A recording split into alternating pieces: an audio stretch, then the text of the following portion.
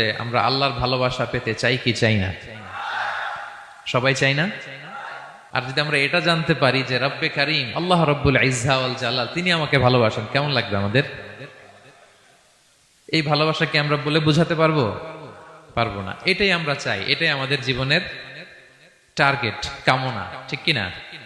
ভূমিকা কথা মূল আলোচনায় যাওয়ার আগে সেটা হচ্ছে আমাদের প্রত্যেকের মনে রাখতে হবে যে আল্লাহ তাআলা ভালোবাসা পাওয়ার প্রধান শর্ত হচ্ছে রাসূল সাল্লাল্লাহু আলাইহি ওয়াসাল্লামকে ভালোবাসা, তার অনুসরণ করা। This is the first and foremost reminder tonight. আজকের প্রথম রিমাইন্ডার এটা যে আমরা যে আল্লাহর ভালোবাসা পেতে চাই, এটার প্রধানতম শর্ত হচ্ছে আল্লাহ রাসূল সাল্লাল্লাহু আলাইহি ওয়াসাল্লামের অনুসরণ করতে হবে। ওনার অনুসরণ বাদ দিয়ে আল্লাহর ভালোবাসা কোশ্চিনকালেও পাওয়া যাবে না। যারা ভুল করেই তওবা করে সাথে সাথে আল্লাহ তাদেরকে বড্ড ভালোবাসেন। সুবহানাল্লাহ।